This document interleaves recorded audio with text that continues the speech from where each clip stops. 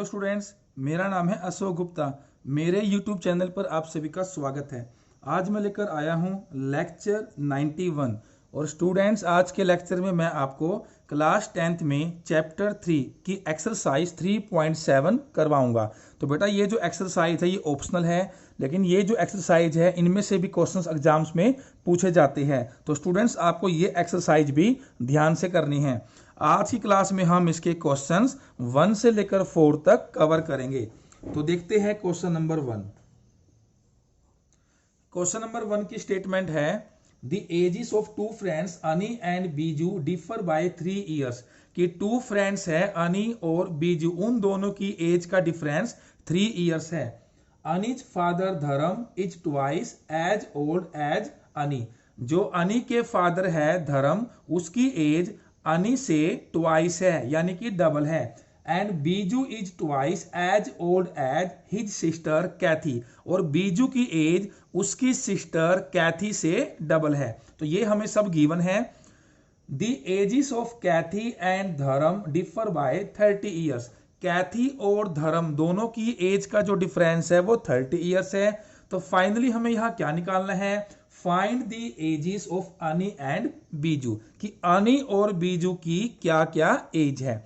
तो स्टूडेंट्स जो भी हमें यहां एज निकालनी है सबसे पहले हम उन्हें लेट करेंगे। और बेटा एज वाले क्वेश्चंस में जब भी हम एज को लेट करते हैं तो हमेशा प्रेजेंट एज यानी वर्तमान एज को ही लेट करते हैं।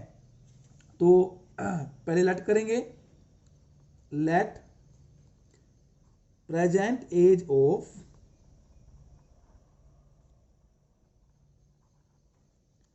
अनी। तो इसकी एज को हम मान लेते हैं x ईयर्स एंड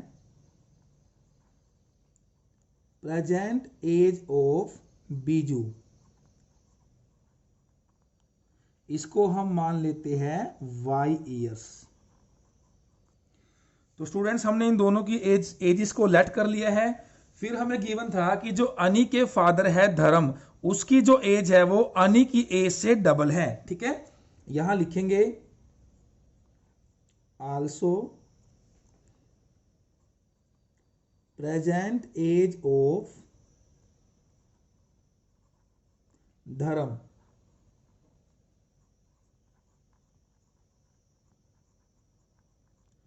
तो स्टूडेंट्स जितनी अनी की एज है, अनी की जो एज है वो x मानी है, तो इसका हम डबल कर देंगे तो वो धर्म की एज हो जाएगी। तो x का डबल 2x, तो ये हो गई 2x ईयर्स। उसके बाद है कैथी की age and present age of Kathy. अब यहां हमें गिवन था कि जो बीजू की एज है, बीजू की एज अपनी सिस्टर कैथी से डबल है, यानी बीजू कैथी से डबल। ठीक है, तो इसका मतलब क्या है बेटा? कैथी की जो एज है वो बीजू से हाफ है। ठीक है, तो देखिए बीजू की जो एज है वो y मानी है, तो इसकी जो एज है वो बीजू से हाफ हो जाएगी y/2 ईयर्स। तो यहां हमने सभी की एजेस को लिख लिया है, अनी की, बीजू की, धर्म की और उसकी सिस्टर कैथी की। अब देखिए स्टूडेंट्स, पहली जो कंडीशन हमें गिवन है स्टार्टिंग में, ये गिवन है कि जो अनी और बीजू, जो ये टू फ्रेंड्स है, इन दोनों की एजेस का जो डिफरेंस है वो 3 ईयर्स है। बेटा देखिए डिफरेंस का मतलब क्या है? यह डिफरेंस 3 है, यानी कि जब आप बड़ी वैल्यू में से छोटी वैल्यू माइनस करेंगे तभी 3 आएगा। ठीक है, लेकिन यहां हमें यह नहीं पता कि अनी बड़ा है कि बीजू बड़ा है। दोनों में से कोई भी एक दूसरे से बड़ा हो सकता है। तो यहां पर हम इसके 2 केसेस मानकर चलेंगे। पहले हम लेंगे case 1।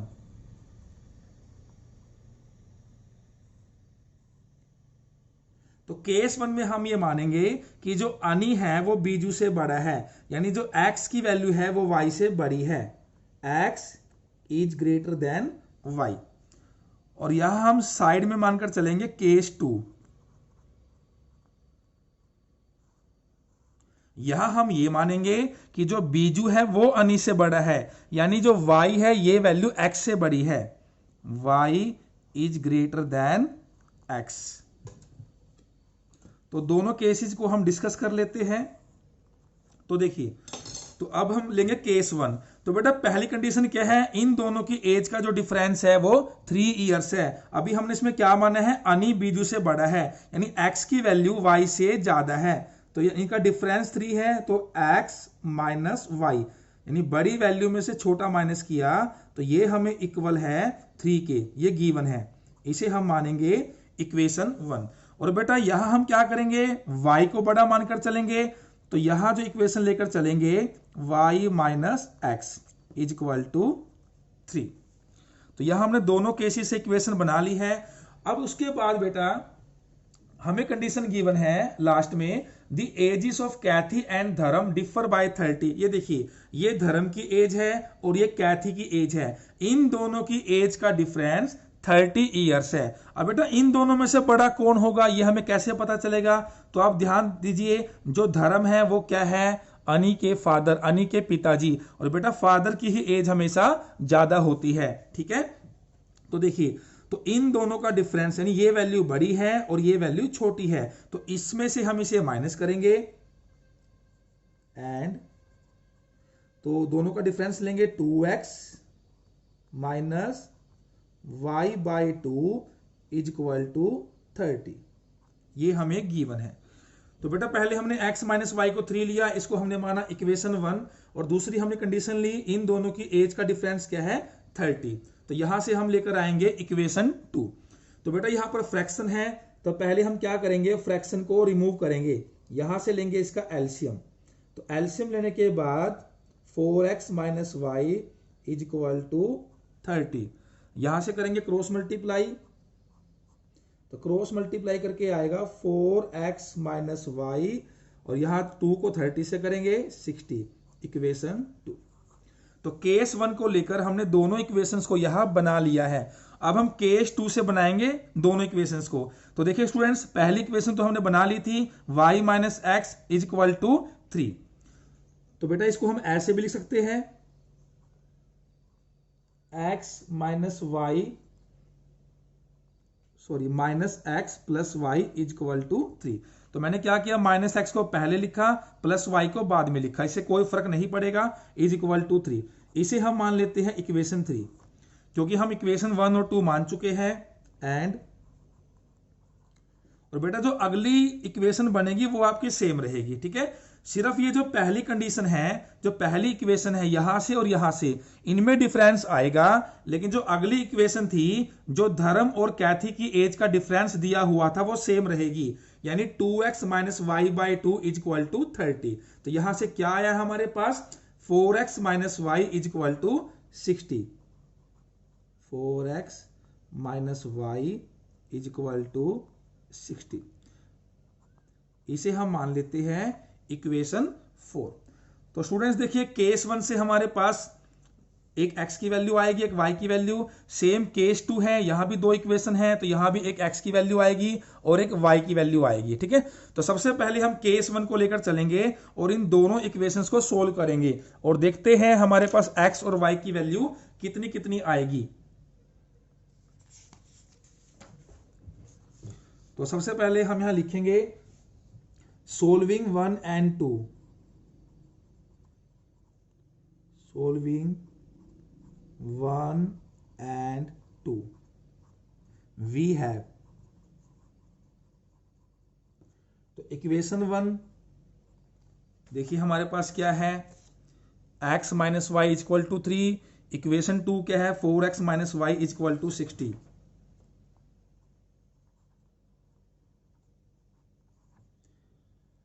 Four x minus y is equal to 60। तो इसको हम एलिमिनेशन मेथड से सोल्व कर लेते हैं। तो स्टूडेंट्स देखिए, आप सभी को ये मेथड आता होगा। यहां देखिए दोनों ही टर्म सेम हैं, दोनों के कोफिशिएंट सेम हैं, तो यहां हम साइन चेंज करेंगे, ये कैंसिल हो जाएगा, x minus 4x minus 3x, 3 minus 60 minus 57, तो माइनस से माइनस कैंसिल, तो x की वैल्यू आ गई 57/3, ये 3 से पूरा पूरा चला गया, तो x की वैल्यू आ गई 19। अब x की वैल्यू को हम पुट करेंगे, put x is equal to 19 in equation. तो स्टूडेंट्स हम किसी भी इक्वेशन में हम इसे पुट कर सकते हैं। Put x is equal to 19 in equation 1 we have. तो इक्वेशन 1 है हमारे पास x minus y is equal to 3। तो x की वैल्यू 19 हमारे पास आई, तो यहां से minus y is equal to 19 को राइट में लेकर जाएंगे तो ये माइनस का हो जाएगा, तो यहां से ये आएगा -16, माइनस से माइनस कैंसल, तो y की वैल्यू आई 16। तो केस 1 में हमने x और y की वैल्यू निकाल ली है। तो x हमारी एज थी अनी की, y हमारी एज थी बीजू की। तो अनी है 19 ईयर्स का और बीजू है 16 ईयर्स का। तो यहां पर हम लिखेंगे सो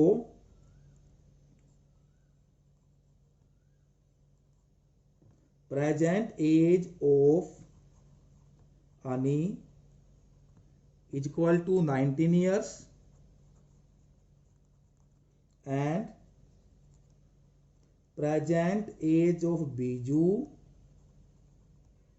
is equal to 16 years। तो ये जो आंसर आए हैं ये हमारे पास आए हैं केस 1 से।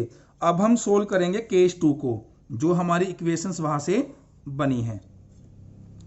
तो देखिए केस 2 में इक्वेशन क्या है, -x + y is equal to 3 and 4x - y is equal to 60। तो यहां लिखेंगे solving equations 3 and 4।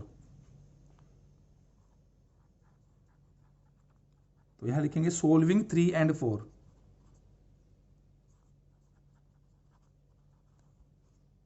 We have, तो इक्वेशन 3 है -x + y is equal to 3। Equation 4 है 4x - y is equal to 60। Equation 3, equation 4। तो यहां सीधा ही ये कैंसिल आउट हो जाएगा। तो सोल्व करेंगे तो यहां पर आएगा 3x, 60 + 3 तो ये आएगा 63। तो x की वैल्यू आ जाएगी 63/3। ये 3 से पूरा पूरा कैंसिल हो गया, तो ये आया 21। तो x की वैल्यू आई 21। अब इसे पुट करेंगे, put x is equal to 21 in, तो इक्वेशन 3 और 4 किसी में भी हम इसे पुट कर देंगे। इन इक्वेशन 3 वी हैव, तो इक्वेशन 3 है हमारे पास -x + y is equal to 3। तो x की वैल्यू है 21, तो ये पुट किया हमने 21 इज इक्वल टू 3। तो यहां से y की वैल्यू आएगी, -21 को वहां लेकर जाएंगे तो ये प्लस का हो जाएगा। तो y इज इक्वल टू, तो ये हो गया 24।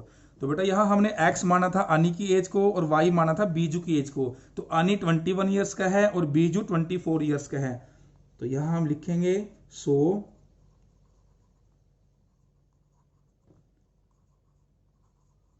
Present age of Ani is equal to 21 years and present age of Biju is equal to,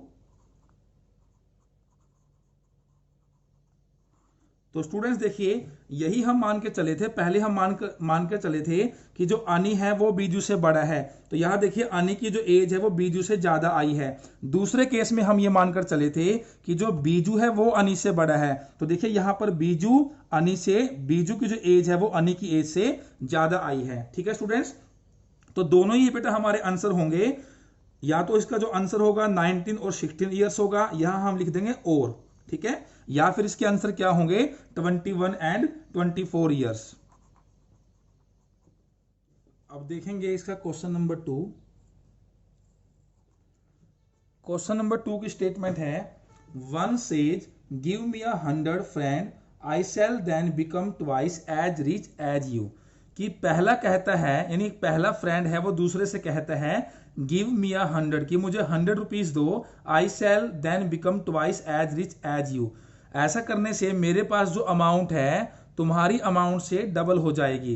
the other replies, जो दूसरा फ्रेंड है वो आंसर देता है, उसका उत्तर देता है इफ यू गिव मी 10, अगर तुम मुझे 10 रुपए दे दो, 10 रुपीज दे दो, I shall be 6 times as rich as you, तो मेरे पास जो अमाउंट है वो तुम्हारी अमाउंट से 6 टाइम्स हो जाएगी।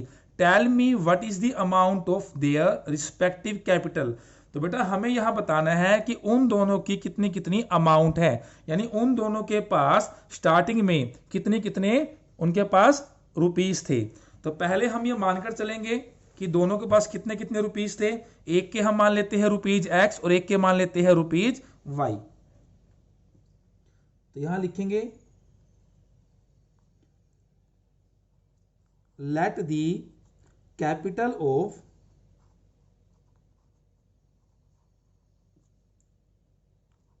फर्स्ट फ्रेंड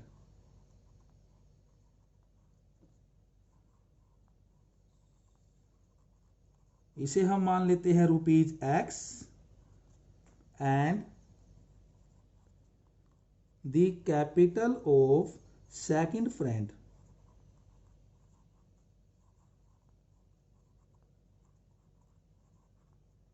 इसे हम मान लेते हैं रुपीज वाई।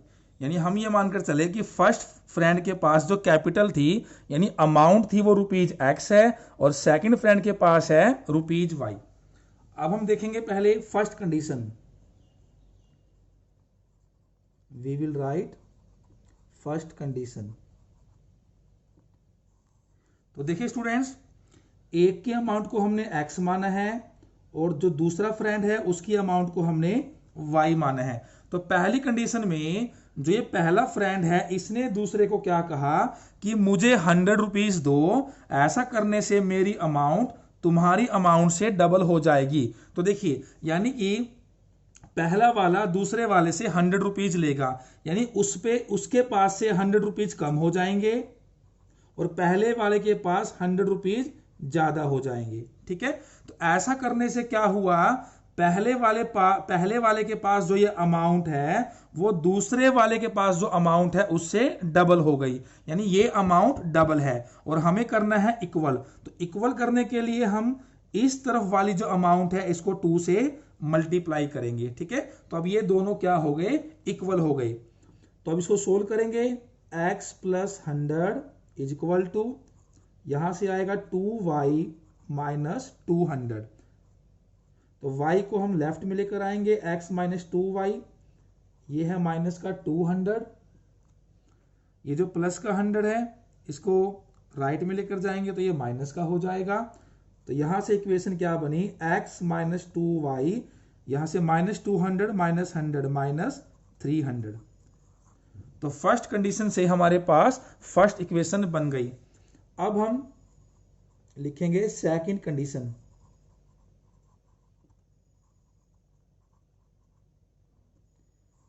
तो फिर से वही करेंगे, यहां लिखेंगे x, यहां लिखेंगे y। सेकंड कंडीशन में जो दूसरा फ्रेंड है उसने पहले वाले को कहा कि मुझे 10 रुपीज दो। ठीक है, यानी कि ये जो y है ये x से 10 रुपीज लेगा, तो इसमें तो 10 ऐड हो जाएंगे और उसमें से x में से 10 कम हो जाएंगे। ठीक है, तो ये हो गया y प्लस 10 और ये रह गया x माइनस 10। तो ऐसा करने से क्या हुआ, जो दूसरे वाले की अमाउंट है वो पहले वाले की अमाउंट से 6 टाइम्स हो गई, यानी ये अमाउंट इससे 6 टाइम्स है, 6 गुना है। तो हम क्या करेंगे, इक्वल करने के लिए इसको 6 से मल्टीप्लाई करेंगे। अब इसको हम सोल्व करेंगे तो यहां से आएगा 6x, 6 को 10 से किया 60 और यहां पर y प्लस 10, y को लेफ्ट में लेकर आएंगे, माइनस 60 को राइट में लेकर जाएंगे। तो इक्वेशन बनी 6x माइनस y 10 प्लस 60, तो यहां से हो गया 70, इक्वेशन 2। अब हम इन दोनों इक्वेशंस को सोल्व करेंगे।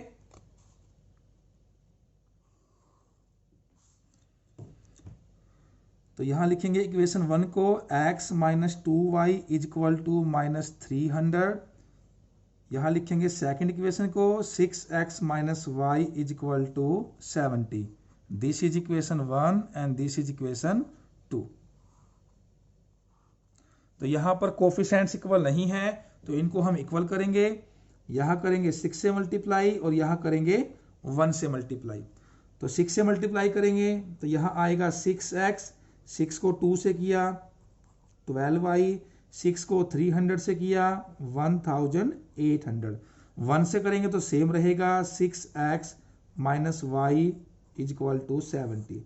साइन चेंज करेंगे, ये कैंसिल हो गया, माइनस 12y प्लस y, तो यहां से आया माइनस 11y, माइनस 1800 इस और माइनस 70 1870, यहां माइनस से माइनस कैंसिल, तो y की वैल्यू आई 1870 डिवाइडेड बाय 11।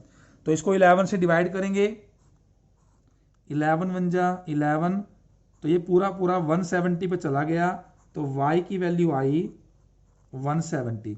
अब हम पुट करेंगे, put y is equal to 170 in equation 1 we have. तो इक्वेशन 1 है हमारे पास x minus 2y is equal to minus 300।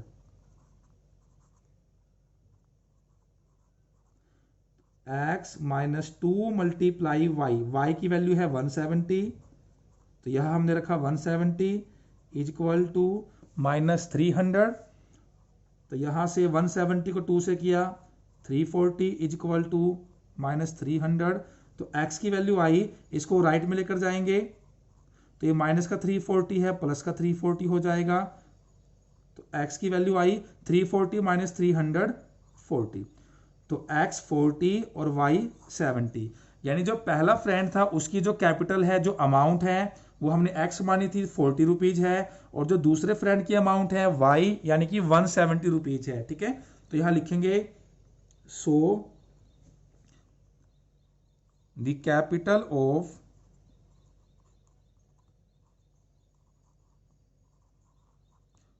First friend,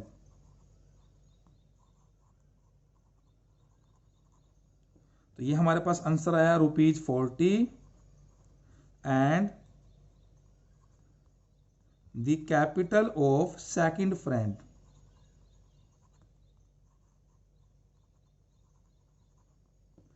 तो ये हमारे पास जो वैल्यू आई है 170, तो ₹170, तो ये हमारा आंसर आ गया। स्टूडेंट्स अगर हम इसमें चाहे तो वेरिफिकेशन भी कर सकते हैं।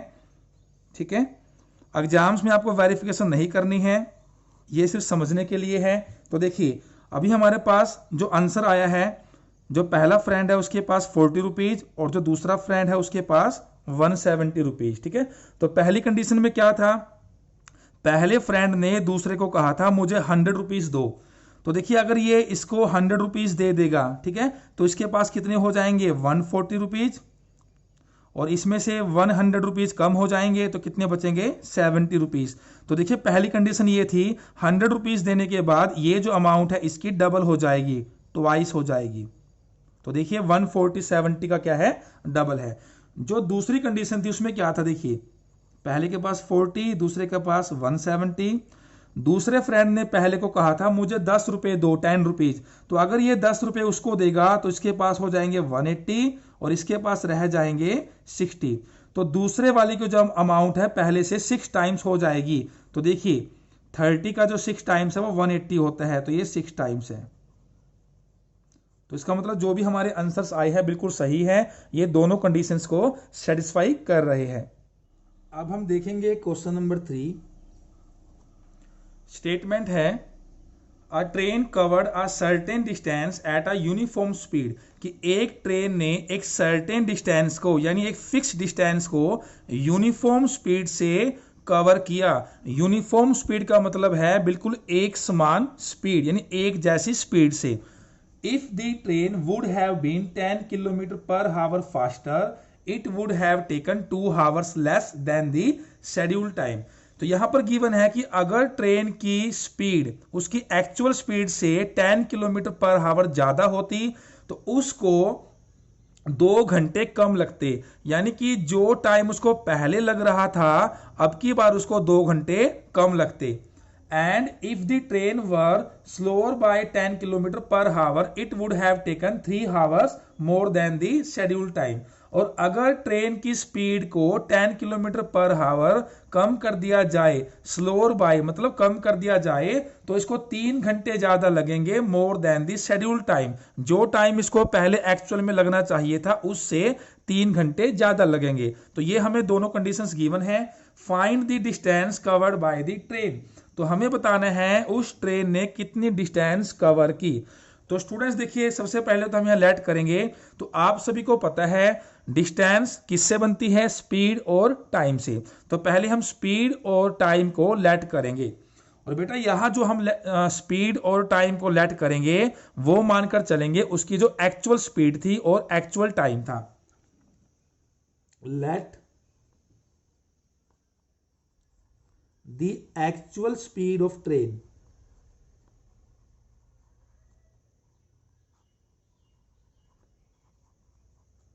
इसको तो हम मान लेते हैं x kilometre per our and the actual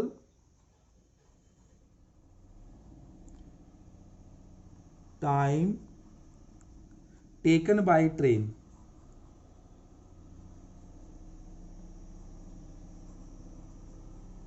इसे हम मान लेते हैं y हावर्स।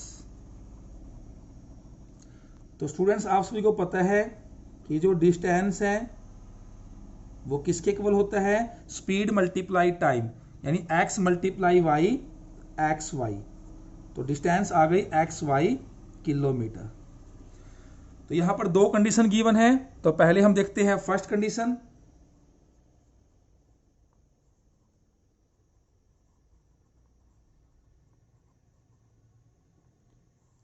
तो फर्स्ट कंडीशन में गिवन था कि अगर ट्रेन की स्पीड को 10 किलोमीटर ज्यादा कर दिया जाए तो इसको 2 घंटे कम लगेंगे। ठीक है, तो स्टूडेंट्स देखिए, पहले आप इस बात को समझिए।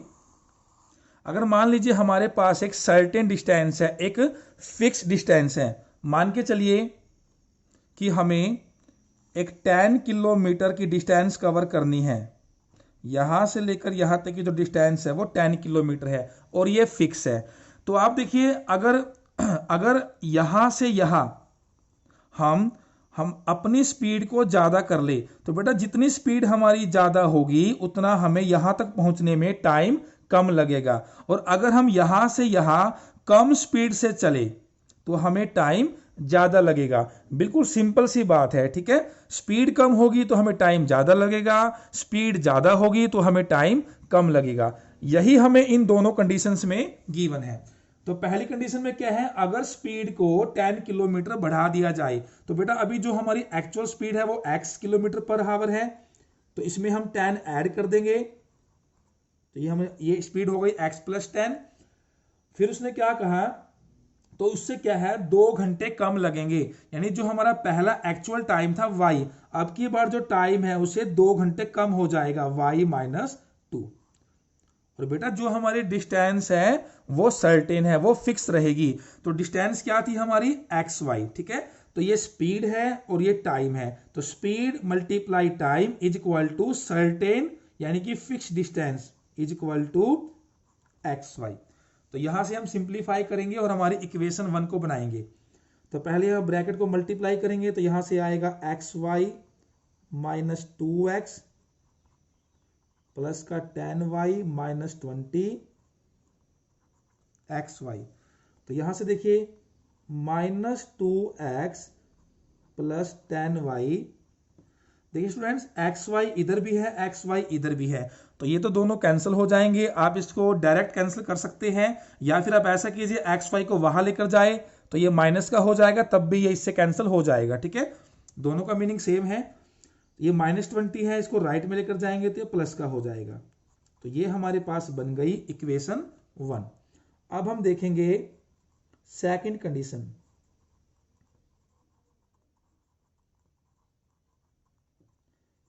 सेकंड कंडीशन में गिवन था अगर हम ट्रेन की स्पीड को 10 किलोमीटर पर आवर कम कर दे। यहां तो हमने ट्रेन की स्पीड को 10 किलोमीटर पर आवर बढ़ाया था, यहां हम कम करेंगे तो x माइनस 10। तो उससे क्या हुआ, जो टाइम है वो 3 आवर्स ज्यादा लगा। ठीक है, तो पहले जो टाइम था एक्चुअल y था, अब उसमें 3 ऐड कर देंगे। यहां स्पीड हमने ज्यादा की थी तो टाइम कम लगा, यहां स्पीड हमने कम की तो टाइम ज्यादा लगा। और इक्वल में वही रहेगा जो हमारी फिक्स डिस्टेंस थी एक्स वाई। अब हम इसे सोल्व करेंगे तो यहां से आएगा x y plus 3x minus 10y minus 30 is equal to x y. X y से एक्स वाई कैंसल, तो 3x माइनस 10y माइनस 30 को राइट में लेकर जाएंगे तो ये हो जाएगा प्लस का 30। तो ये हमारे पास बनी इक्वेशन 2।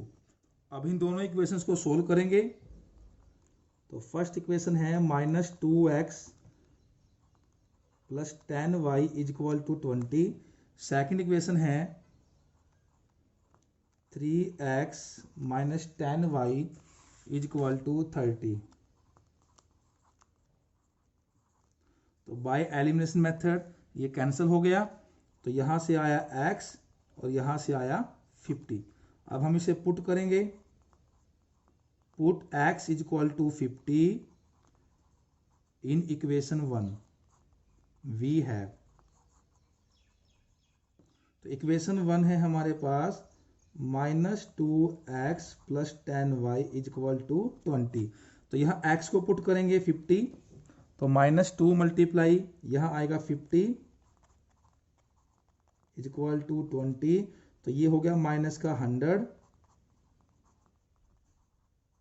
माइनस का 100 को राइट में लेकर जाएंगे तो प्लस का हो जाएगा, और यहां पर है 10y। तो 100 प्लस 20 120, यहाँ 10y, तो y की वैल्यू आएगी 120 बाय 10, 0 से 0 कैंसिल, तो y की वैल्यू आ गई 12। तो x की वैल्यू आई हमारे पास 50, y की वैल्यू आई 12।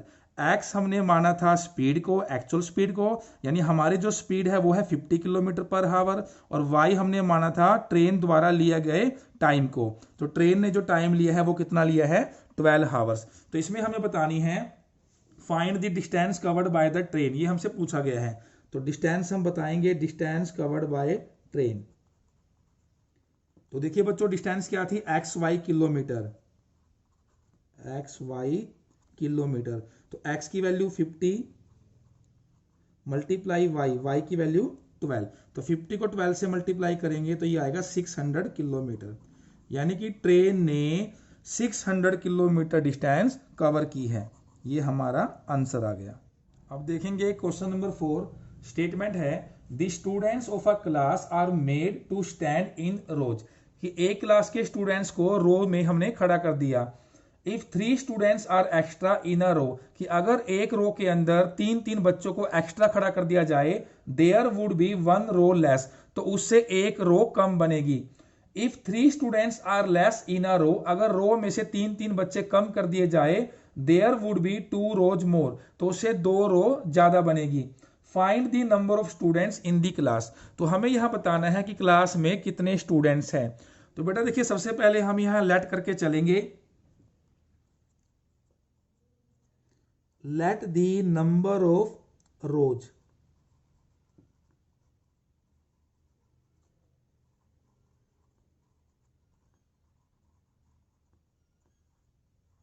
तो हम मान लेते हैं क्लास में जो टोटल रोज थी वो x है, ठीक है। अब हम मानकर चलेंगे and the number of students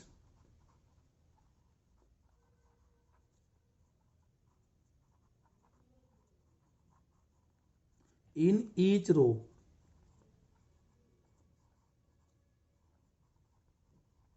कि हर रो में जो स्टूडेंट्स है वो हम मानकर चलते हैं y, ठीक है। तो देखिए स्टूडेंट्स, ये हमने रो को x माना कि टोटल रोज x है, और हर रो के अंदर जो स्टूडेंट्स है वो y है। अब आप थोड़ा ध्यान से देखिए, मान लीजिए क्लासरूम है, मैं यहां पर लेकर चलूंगा 5 row, first row, second row, third row, fourth row, fifth row. तो ये है रो 1, ये है रो 2, रो 3, रो 4,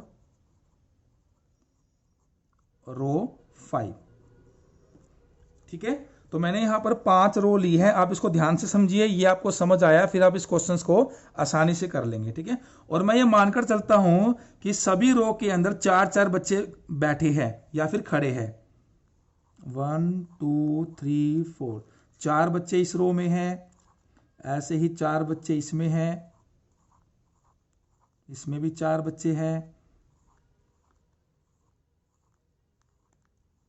तो देखिए, तो यहां पर जो रो है वो टोटल 5 है, और सभी रो के अंदर जो स्टूडेंट्स है वो कितने हैं, 4 4। और मैं आपसे कहूं तो बताइए टोटल स्टूडेंट्स कितने हैं, तो आप इसको आसानी से बता देंगे कि 5 रो है और सभी रो के अंदर 4-4 बच्चे बैठे हैं, तो टोटल जो स्टूडेंट्स यहां पर होंगे वो कितने होंगे, 5 मल्टीप्लाई 4, तो वो होंगे 20। ठीक है स्टूडेंट्स, यानी कि टोटल स्टूडेंट्स के लिए हमने क्या किया, जितनी रो थी और जितनी हर रो में स्टूडेंट्स थे उन दोनों को मल्टीप्लाई कर दिया, तो उससे हमारे पास आ गए टोटल स्टूडेंट्स। तो वही काम हम यहां करेंगे। नंबर ऑफ रो क्या है, x, ईच रो में नंबर ऑफ स्टूडेंट्स क्या है, y, तो यहां लिखेंगे टोटल स्टूडेंट्स।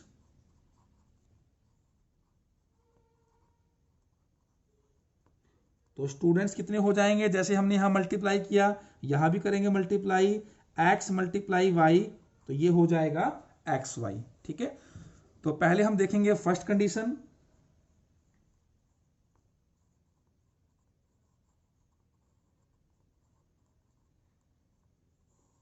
तो फर्स्ट कंडीशन में क्या है, if 3 students are extra in a रो, कि हर रो के अंदर 3-3 बच्चे एक्स्ट्रा खड़े कर दिए जाए, there would be 1 row less, तो उससे एक रो कम बनेगी।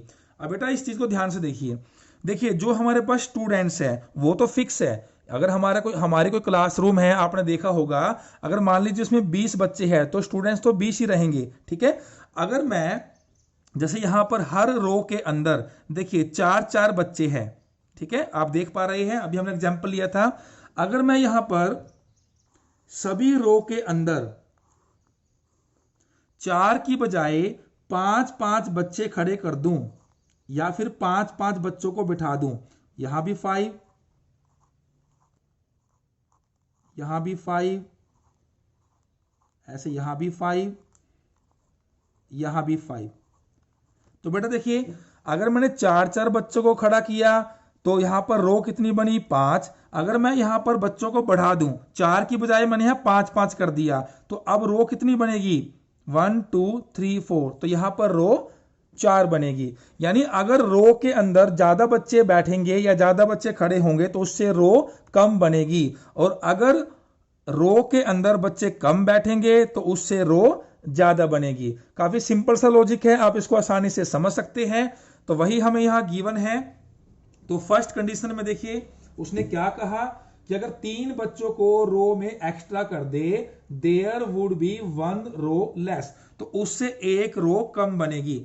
तो देखिए स्टूडेंट्स, जो x है, ये जो x है ये रो है, नंबर ऑफ रोज, और ये जो y है ये हर रो में नंबर ऑफ स्टूडेंट्स है। तो कंडीशन के अकॉर्डिंग अगर 3 स्टूडेंट्स हम ज्यादा कर दे हर रो के अंदर, अभी हर रो में जो स्टूडेंट्स है वो y है, तो इसमें हम 3 ऐड करेंगे, तो ये हो गया y प्लस 3। तो इससे क्या हुआ, एक रो कम बनी, पहले जो रो थी वो x थी, अब एक कम बनी, तो x माइनस 1। ठीक है, और बेटा जब रो और रो के अंदर बच्चे आ जाए तो उससे क्या बनते हैं, टोटल स्टूडेंट्स, कैसे, उनको मल्टीप्लाई करके। तो x माइनस 1 को मल्टीप्लाई करेंगे y प्लस 3 से, मल्टीप्लाई किया तो इससे क्या होंगे, टोटल स्टूडेंट्स। और बेटा जो टोटल स्टूडेंट्स है वो फिक्स रहेंगे, ठीक है, वो वही रहेंगे जो पहले था। अगर यहां 20 है तो यहां भी कितने हैं, 20। अगर यहां टोटल स्टूडेंट्स एक्स वाई है तो यहां भी क्या रहेंगे, एक्स वाई। तो ये हमारी फर्स्ट कंडीशन है। तो इसे सोल्व करेंगे तो मल्टीप्लाई करेंगे तो x y plus 3x minus y minus 3 is equal to x y. X y से एक्स वाई कैंसल, तो फर्स्ट इक्वेशन बनी 3x माइनस वाई, माइनस 3 को राइट में लेकर जाएंगे, प्लस 3, इक्वेशन 1। अब हम देखेंगे सेकंड कंडीशन।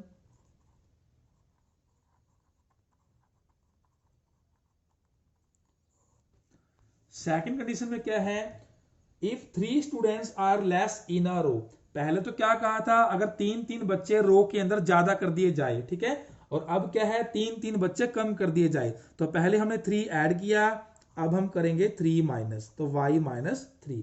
तो इससे क्या हुआ, देयर वुड बी 2 रोज मोर, तो 2 रो ज्यादा बनी। अभी जो रो है ओरिजिनल रो वो x है, अब ये 2 ज्यादा बनी है तो x प्लस 2। तो इनको मल्टीप्लाई किया तो इक्वल में क्या होगा, टोटल स्टूडेंट्स जो फिक्स है यानी कि एक्स वाई है। अब इसे सोल्व करेंगे, एक्स वाई यहां से आएगा माइनस का 3x प्लस का 2y minus 6 is equal to x y. X y से एक्स वाई कैंसल, तो माइनस 3x प्लस 2y, इसको राइट में लेकर जाएंगे तो प्लस का 6, इक्वेशन 2। अब हम इन दोनों इक्वेशंस को सोल्व करेंगे। तो इक्वेशन 1 है 3x minus y is equal to 3, equation 2 है minus 3x plus 2y is equal to 6। तो बाय यूजिंग एलिमिनेशन मेथड ये कैंसिल हो गया, तो यहां से सोल्व करेंगे 2y माइनस वाई y, और यहां से 6 प्लस 3 9। तो y की वैल्यू हमारे पास 9 आ गई। अब इसे पुट करेंगे, put y is equal to 9 in equation 1 we have. तो इक्वेशन 1 है हमारे पास 3x minus y is equal to 3। तो y की वैल्यू 9 यहां पुट करेंगे, माइनस 9 को राइट में लेकर जाएंगे तो प्लस का हो जाएगा, 3 प्लस 9 12, तो x की वैल्यू आएगी 12/3, तो x की वैल्यू आई 4। तो देखिए बेटा, हमने x माना था नंबर ऑफ रोज, यानी जो रो है वो कितनी है 4, और y माना था number of students in each row, तो वो कितना है 9। ठीक है, तो यहां लिखेंगे। अब देखिए स्टूडेंट्स, हमें यहां निकालना क्या था, स्टेटमेंट में क्या था, find the number of students, तो हमें बताना था number of students. So number of students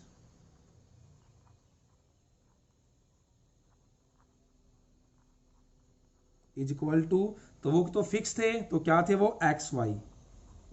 तो x की वैल्यू कितनी है 4, y की वैल्यू कितनी है 9, तो 4 9 जा 36, यानी क्लास में जो टोटल स्टूडेंट्स थे, टोटल बच्चे थे वो कितने थे 36। तो ये हमारा आंसर आ गया। बेटा अगर हम चाहे तो यहां पर वेरिफिकेशन भी कर सकते हैं। ठीक है, तो देखिए जो रो है वो हमारे पास आई 4, और जो स्टूडेंट्स है सभी रो के अंदर, स्टूडेंट्स इन ईच रो वो कितने हैं 9। ठीक है, हम इसकी वेरिफिकेशन करके देखते हैं। पहली कंडीशन में क्या था, अगर हम रो के अंदर 3-3 बच्चे ज्यादा बिठा दे, अब जो बच्चे हैं वो कितने बैठे हैं 9-9। ठीक है, अगर मैं 3-3 बच्चे ज्यादा कर दूं तो हर रो में कितने कितने बच्चे हो जाएंगे 12-12। तो बेटा देखिए टोटल जो स्टूडेंट्स है वो कितने थे 36, तो वो तो फिक्स रहेगा 36। अगर मैं एक लाइन में 12 बच्चे बिठाऊंगा और टोटल 36 बच्चे हैं, तो 12-12 बच्चों की कितनी लाइन बनेगी, कितनी रो बनेगी 3 रो बनेगी। तो जो रो है वो 3 बनेगी। देखिए मैंने 3 बच्चे ज्यादा किए तो इससे क्या हुआ, एक रो कम हो गई। ठीक है, दूसरी कंडीशन में क्या है वो देखिए, आप यहां लिखेंगे रो और यहां लिखेंगे स्टूडेंट्स। दूसरी कंडीशन में था अगर 3-3 बच्चे कम कर दिए जाए, पहले 9 बच्चे खड़े थे यानी 9 बच्चे बैठे थे, अगर 3 बच्चे कम कर दे तो क्या हो जाएंगे 6 बच्चे। तो बेटा स्टूडेंट्स तो फिक्स रहेंगे 36, अगर एक लाइन में 6-6 बच्चे खड़े होंगे और बच्चे हैं 36, तो 6-6 बच्चों की कितनी लाइनें बनेगी 6 लाइन, तो जो रो है वो 6 बनेगी। ठीक है, देखिए 3 बच्चे मैंने ज्यादा किए तो उससे क्या हुआ, एक रो कम बनी, यही हमारी फर्स्ट कंडीशन थी। 3 बच्चे कम कर दिए, पहले 9 थे अब 6 कर दिए, तो उससे जो रो है वो 6 बनी, 4 से वो 6 हो गई, यानी जो रो है वो 2 ज्यादा हो गई। ठीक है, तो ये हमारी सेकंड कंडीशन थी, यानी कि दो जो हमारे आंसर्स आए हैं वो दोनों कंडीशन को सेटिस्फाई कर रहे हैं। तो स्टूडेंट्स ये था हमारा क्वेश्चन नंबर 4। तो आज की क्लास में मैंने आपको इस एक्सरसाइज के 4 क्वेश्चंस करवाए हैं। आई होप आपको ये चारों क्वेश्चंस अच्छी तरह समझ आ गए होंगे। तो बेटा अगर आपको आज की क्लास अच्छी लगी है तो इस वीडियो को लाइक करें और ज्यादा से ज्यादा शेयर करें। इसके बाद हम मिलेंगे नेक्स्ट क्लास में। Thank you.